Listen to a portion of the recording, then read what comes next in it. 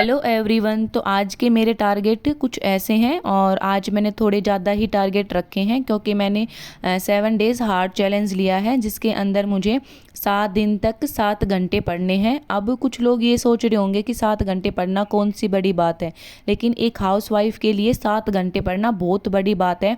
जो 7 घंटे भी हम अपने जो मी टाइम होता है उसके अंदर से निकालेंगे।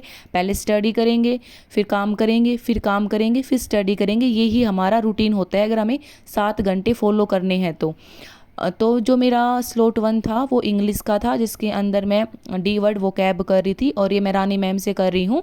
और ये प्रीवियस ईयर क्वेश्चन है एसएससी के, और हरियाणा में इतने हाई लेवल की जो वोकैब आती भी नहीं है। अगर हम एसएससी के प्रीवियस ईयर क्वेश्चन कर लेते हैं और जो नीतू मैम के जो बुक के वोकैब कर लेते हैं तो वो इनफ रहेगा। तो जो डी वर्ड है वो 1 घंटे में कंप्लीट हो गया था। और उसके बाद जो घर के काम है वो मैं जल्दी जल्दी कोशिश करती हूँ कि जैसे भी हो फिनिश हो जाए। तो सारा काम फिनिश करते करते 10 बज गए थे। और उसके बाद जो स्लॉट सेकंड वो मैंने हरियाणा जीके का स्टार्ट करा था। और इसके अंदर जो टॉपिक था वो 1857 की क्रांति था। ये बहुत इंपॉर्टेंट टॉपिक है। इसके अंदर हमेशा ऐसा क्वेश्चन आता है कि जो पटौदी है उसका नेतृत्व किसने करा, और जो 1857 की क्रांति है वो हरियाणा में कहाँ से इसकी स्टार्टिंग हुई थी, और जो 1857 की क्रांति है ये फेल होने के जो मुख्य कारण थे वो क्या थे। तो पहले तो मैंने इस टॉपिक को पढ़ा और फिर इसके जो क्वेश्चन थे, बहुत ज़्यादा क्वेश्चन थे इसके प्रैक्टिस के, जो मोस्टली प्रीवियस ईयर थे, ये मैंने अच्छे से कर लिए थे। और यही क्वेश्चन बहुत ज़्यादा रिपीट हो रहा था कि जो 1857 की क्रांति की शुरुआत हरियाणा में कहाँ से हुई थी। तो ये वाला टॉपिक क्या इसके क्वेश्चन करे। और उसके बाद जो मैंने हिंदी स्टार्ट करी और हिंदी में मैं क्रिया वाला टॉपिक पढ़ रही थी।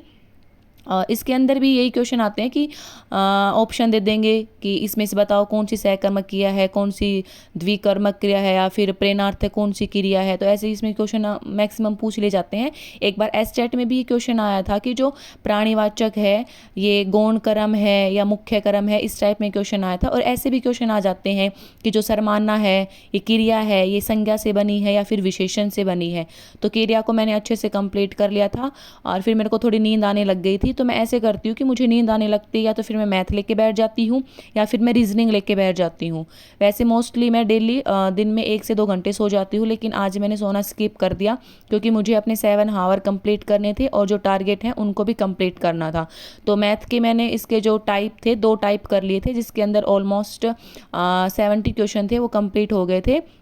फिर मैंने डिजास्टर मैनेजमेंट स्टार्ट करा था।